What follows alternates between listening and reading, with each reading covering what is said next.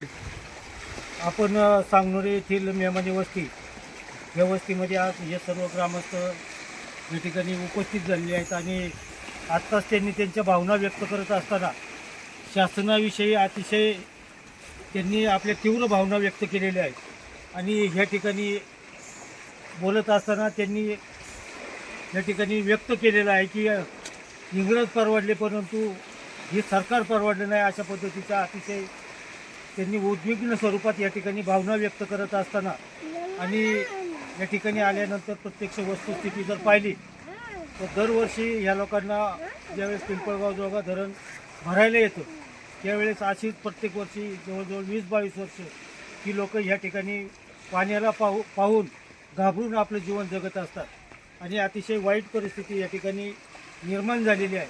250 acre क्षेत्राचं त्यांना भरपाई न मिळता त्या ठिकाणी पाणी पकडलेलं आहे आणि मला वाटतं पाणी धरण्याला त्यांचा कोणताही विरोध नाही, परंतु त्यांना कोणताही मोबदला न मिळता या ठिकाणी शासनाने मला वाटतं ह्या वर्षी पहिल्यांदाच 96% पाणी पकडलेलं आहे आणि अतिशय वाईट परिस्थिती या ठिकाणी निर्माण झालेली असताना या ठिकाणी महिला भगिनी त्यांनीही अतिशय त्यांच्या भावना व्यक्त करत असताना त्यांनाही आणि आम्हालासुद्धा या ठिकाणी त्यांची परिस्थिती पाहिल्यानंतर अतिशय वाईट वाटत आहे. या निमित्तानं मी आपल्या तालुक्याचे आमदार त्याचप्रमाणे माजी आमदार यांना विनंती करतो की आपण कोणत्याही परिस्थितीत ह्या लोकांचा जो मूळ प्रश्न आहे तो सोडवण्यासाठी लवकरात लवकर प्रयत्न करावेत. ह्या ठिकाणावरून ते घरं मोडायलासुद्धा तयार आहेत, परंतु आपण त्यांना त्यांचा मोबदला, जमिनीचा मोबदला असेल, घरांचा मोबदला असेल, तो ताबडतोब आणि लवकरात लवकर देण्यात यावा.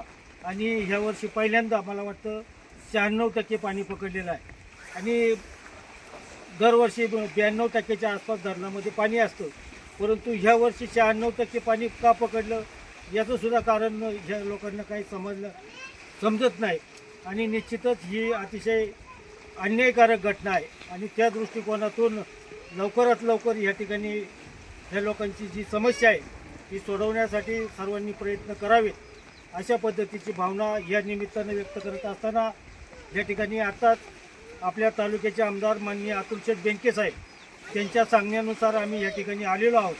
तर या ठिकाणी आपल्याला ते आपल्याशी बोलत आहेत. आमदार साहेब बोला ना, ह्या ठिकाणी बातमी चालू आहे, बोला ना तुम्ही.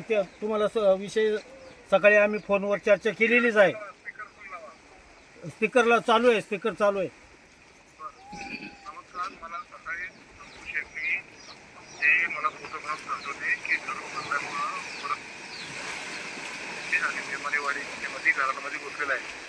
आता हा प्रश्न काही नवीन नाही, हा जुनाच प्रश्न आहे आणि प्रश्न जुनाच असल्यामुळं आजपर्यंत आपण धरणाची लेवल कधीही 90 किंवा 92% पेक्षा जास्त भरत नाही, कारण त्याच्यापेक्षा जर पूर्ण क्षमतेने भरायला गेलो तर आपल्या घरांमध्ये पाणी होतं.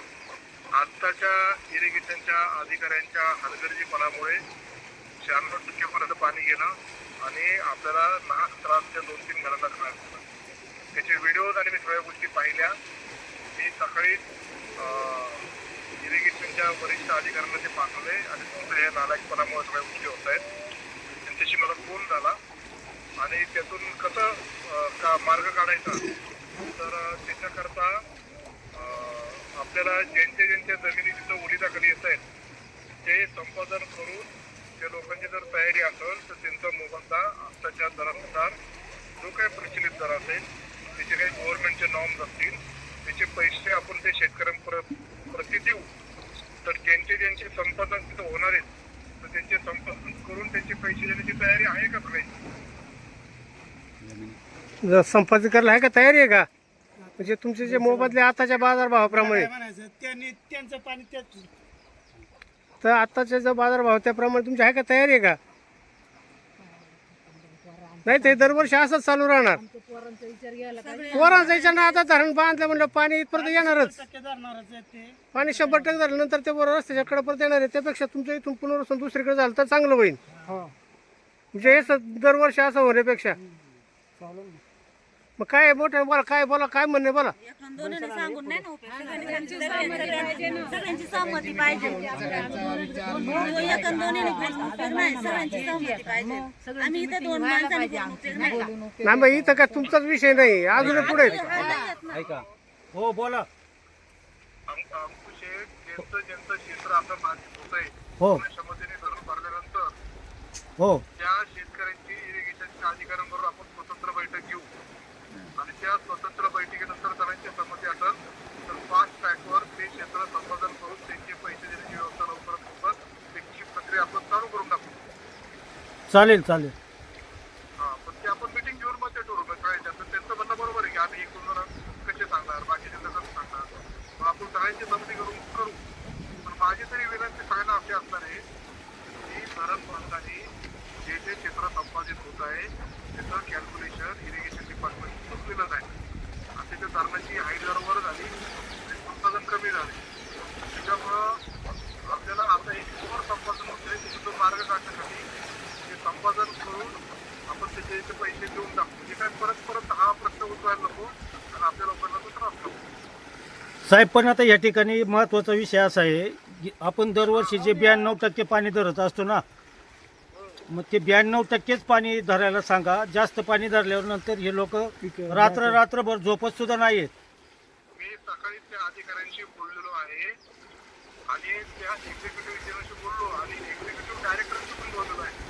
तुमच्या अधिकाऱ्यांच्या चुकीमुळे अशा सगळ्या गोष्टी घडतात तर ते त्यांच्या व्यवस्थापन काही कारवाई करायची ते करणार ते कारवाई म्हणून करणार नाही काळजी असेल तर पुढे घेतली.